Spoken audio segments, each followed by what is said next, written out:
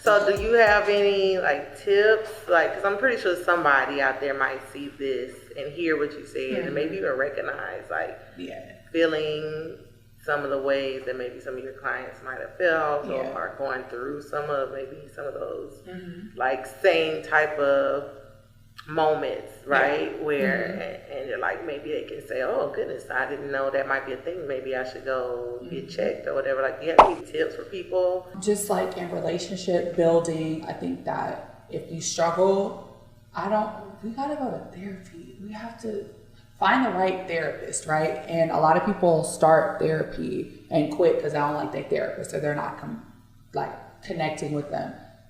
There's a whole lot of therapists. Keep going till you find one, because the right therapist can really help you, and it can help explore why you are the way you are, because you may not be aware of something. So first start is like go to a licensed therapist. Church is cool, but the spiritual aspect is in addition to, because like therapy isn't religiously based, right? It's you based. So like without saying the enemy is after you, right? And there's nothing wrong with that. Sometimes it can be that, but your response to that is where we're going to explore. So let's say the enemy is after you, right? You can deal with that spiritually. But your response, how are you responding when you feel like everybody's after you? That's what affects your day-to-day life, you know?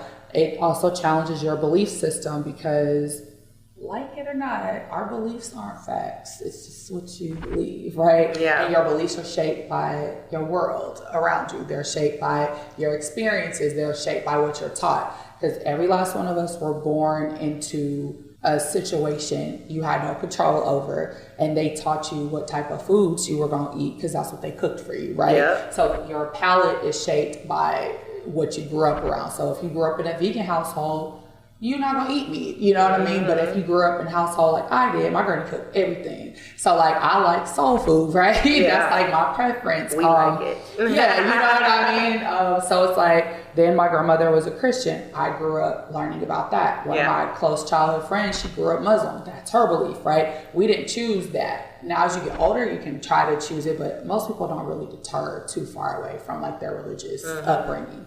Because I have a friend who's a Jehovah's Witness, so she's just, you know what I mean? So it's like, she didn't pick that. It was chosen for her. So like, our beliefs really shape how we move in this world. So when you go to therapy, we talk about those beliefs and how they're affecting the outcome. So you say, hey, I want to get to point B.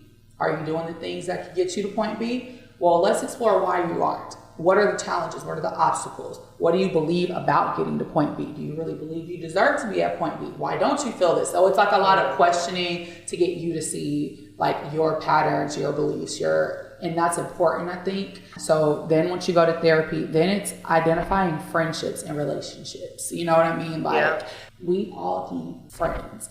I feel like you need more than one friend because you need a friend for different things in your life, right? I have 3 best friends, and all 3 of them serve a completely different purpose in my life, right? You have, friends that you can go hang out with that are a good time. You have friends that you can share parenting experiences with. You can have a friend you need different people in your life for those things. And then identify what type of friend you are.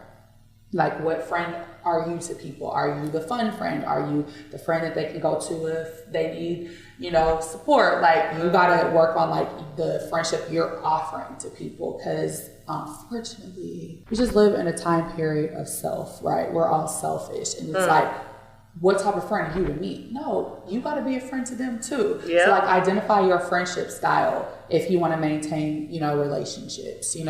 Why do you cut people off so quickly as if you've never made an error or a mistake? You know what I mean? So it's just identifying yourself with that, again, where therapy comes into play, because you can explore that. But I think being mindful of the type of relationship you have with people is so important.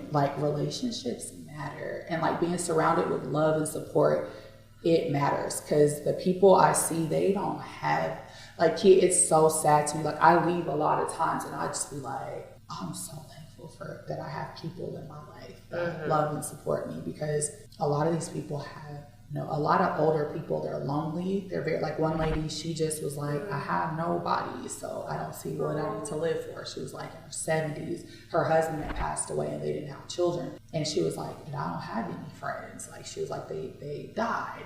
And I was like, so we try to connect her to assisted living facility so she could be around other older people who are going through the same things, and then she could have like friends, right? Yeah. So it's just like, it's important. It's so important to like find your village, find your tribe. Yes, amen to that. Yeah. That's a word to me.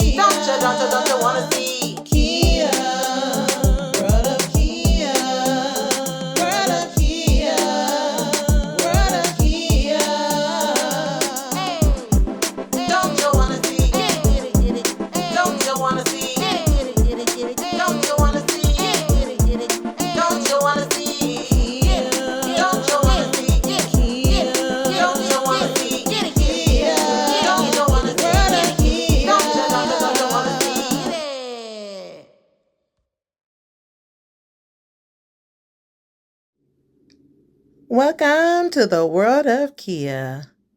We get to see everybody in my world.